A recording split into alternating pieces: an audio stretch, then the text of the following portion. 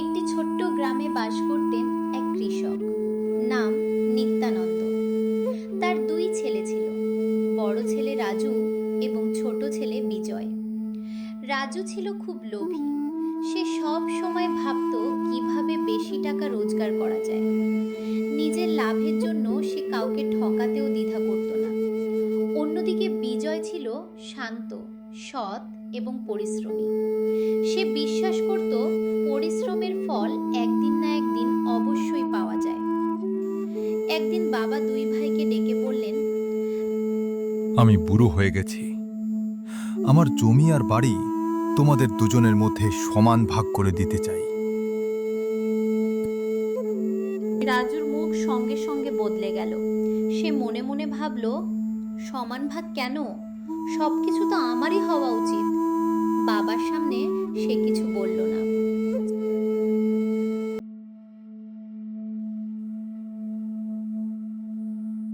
কয়েকদিন পরে গ্রামের একজন দলিল লেখককে টাকা দিয়ে রাজু গোপনে জমির কাগজ বদলে ফেলল।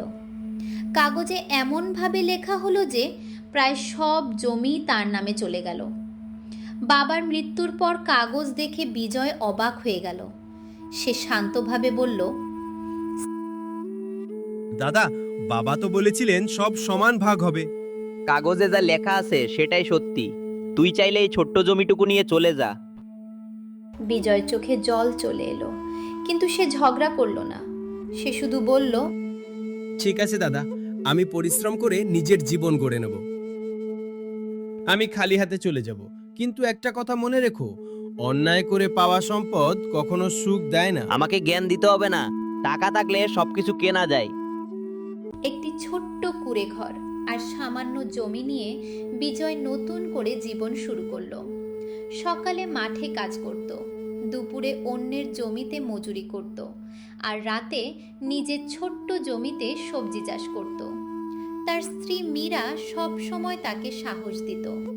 একদিন সব ঠিক হবে, তুমি শুধু সৎ পথে থেকো। অন্যদিকে রাজু বিশাল জমির মালিক হলেও আরও ধনী হওয়ার নেশায় মেতে উঠল। সে গ্রামের গরিব মানুষদের কাছ থেকে কম দামে জমি কিনে নিত, অনেক সময় প্রতারণাও করত। লোকজন ধীরে ধীরে তাকে এড়িয়ে চলতে শুরু করলো। এক বছর পর ভয়াবহ খরা দেখা দিল। রাজুর বড় বড় ধানের ক্ষেত শুকিয়ে গেল, কারণ সে শুধু ধানই চাষ করেছিল।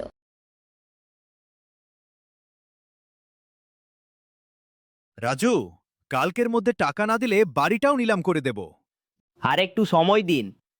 অনেক সময় দিয়েছি, এবার আর নয়। কিন্তু বিজয় নিজের ছোট জমিতে নানা ধরনের সবজি, ফল আর ডাল লাগিয়েছিল, তাই তার ক্ষতি অনেক কম হলো। গ্রামের মানুষ বিজয়ের কাছ থেকে সবজি কিনতে শুরু করলো। ধীরে ধীরে তার আয় বাড়তে লাগলো। 2 বছরের মধ্যে বিজয় একটি পাকা বাড়ি বানালো।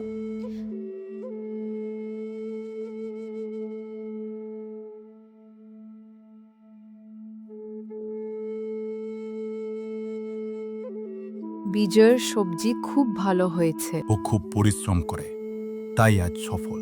রাজুর ব্যবসার খবর শুনেছ? সব শেষ, ঋণের বোঝায় ডুবে গেছে। আমি কত মানুষকে ঠকিয়েছি, আজ কেউ আমার পাশে নেই, শুধু বিজয়ী ছিল, আর তাকেই আমি দূরে ঠেলে দিয়েছি। দাদা, তুমি? আমি কি ভেতরে আসতে পারি? এটা তোমারও বাড়ি, এসো।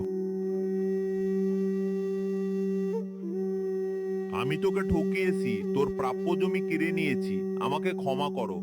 আমি অনেক আগেই তোমাকে ক্ষমা করে দিয়েছি, কারণ ঘৃণা করলে নিজের মনটাই অশান্ত হয়। আজ বুঝলাম ভাইয়ের ভালোবাসার দাম পৃথিবীর কোনো সম্পদের চেয়েও বেশি।